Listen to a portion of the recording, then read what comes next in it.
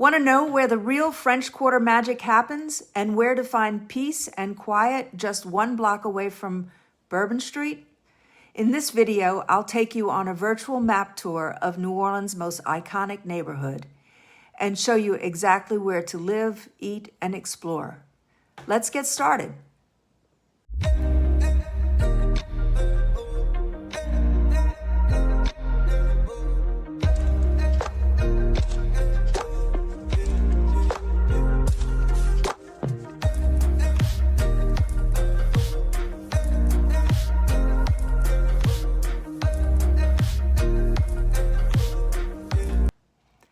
Hi, I'm Margaret Wobnig, born and raised here in New Orleans, and this is the second part of our French Quarter video series here on Living in New Orleans Today. In our last video, we explored the music, food, art, and the timeless charm of the quarter. Today, we're pulling up the map, literally, to walk you block by block through the French Quarter.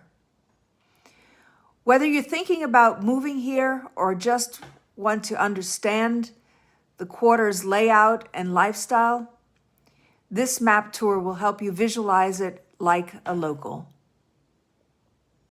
So let's get into the French Quarter. The hub of the French Quarter, if you will, is around Bourbon Street. Bourbon Street from Conti. Oh, I was going to paint that. From Conti to St. Peter's area, St. Peter's Street.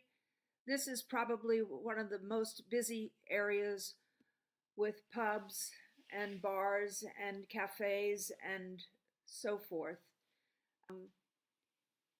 And as you get onto St. Peter's Street is Preservation Hall, and right next to it, Pat O'Brien's, the famous Pat O'Brien's.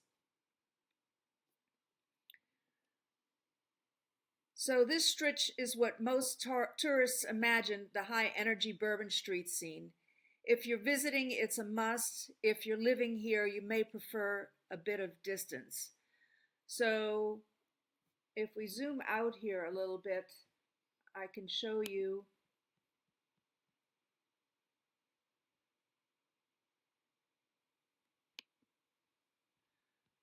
you can see where this beige area is. This is where most of the businesses and restaurants and whatnot are. And this area here in the back of the quarter is what we call the back of the quarter, and also close to Rampart Street. Those are really the areas that people, the locals, desire to live. Obviously, because it's quiet and it's still easily accessible to all the restaurants and so forth. So if you just step a few blocks away, the vibe from Bourbon Street, the vibe changes quite a bit.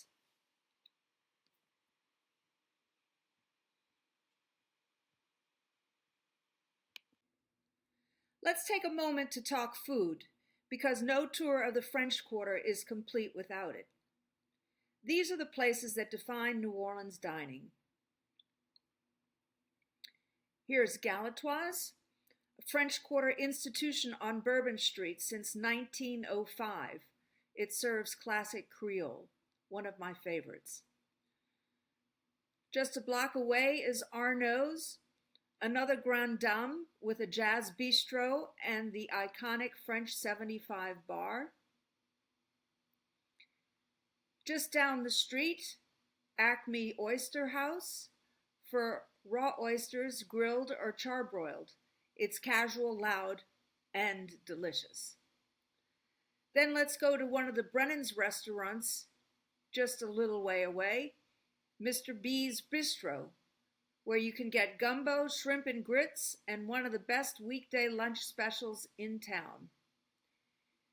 And just across the street is the Carousel Bar and Lounge in the Hotel Montleon on Royal. It slowly rotates, yes, really, and serves excellent cocktails. And don't forget, for breakfast, you might want to try Café du Monde for the beignets and café au lait. One little insider tip that I have is Manolito. It's an adorable little Cuban tapas bar, probably the best cocktails in the city, and great little plates. And then there's the Italian Barrel, which is actually the most authentic Italian restaurant in all of New Orleans, world class. And finally, for a nightcap, I would recommend going to Lafitte's Blacksmith Shop Bar. It happens to be the oldest bar in the country with a lot of charm and atmosphere.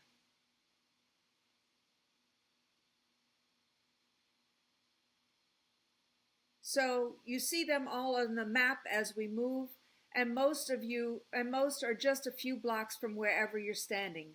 That's the magic of the French Quarter. So if you're looking for art, music, and gallery streets, let me show you where that is. That's on Royal Street, Charters, and Decatur.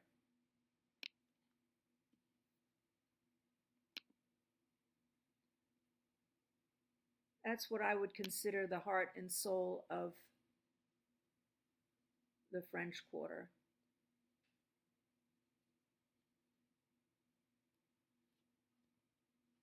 There you go.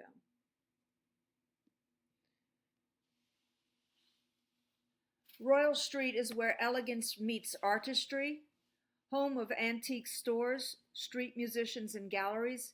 If you love culture, this is where to be. On Charters, you'll find some of the oldest buildings and quieter boutique hotels. Walk down to Decatur and you're at the riverfront with the Moonwalk and the French Market right there. So this is all easily walkable, and it's absolutely beautiful.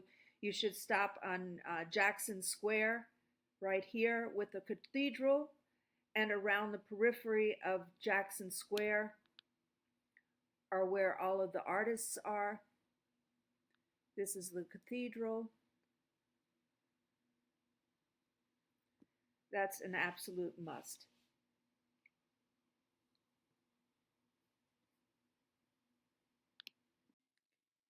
So let's take a look at where people really live in the quarter. Let's zoom in.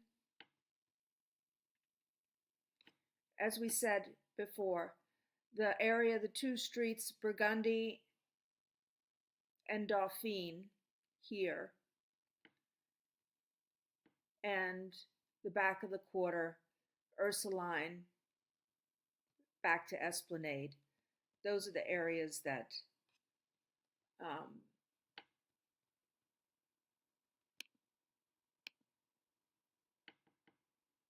that people live.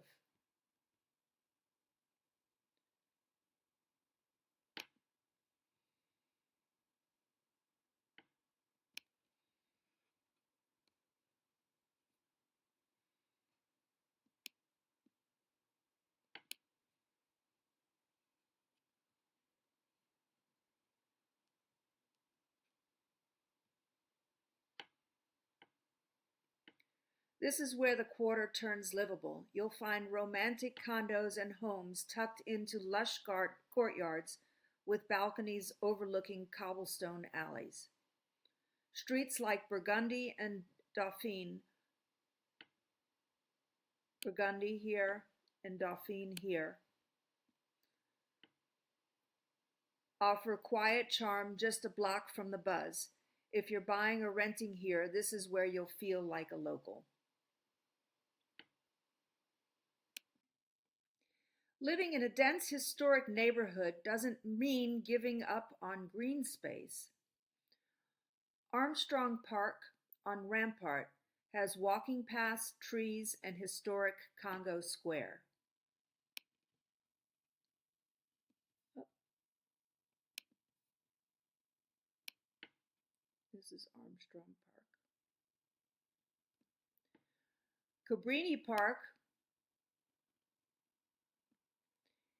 is a small local gem for the quiet afternoons, and Woldenberg Park is all along the Mississippi River.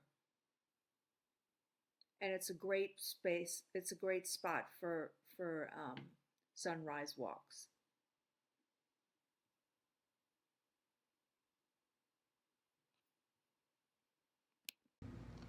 If you fall in love with the French Quarter or want to know where the locals actually live, this video should give you a great foundation. And if you're wondering whether this is the right lifestyle fit for you, make sure to watch the next video on this series, The Pros and Cons of Living in the French Quarter. And of course, if you have questions, drop them in the comments. I'd love to hear from you. If you need help making your move to New Orleans, schedule a call with me using the link in the description below. And don't forget to subscribe. We introduce a new neighborhood every week on Living in New Orleans. See you next time.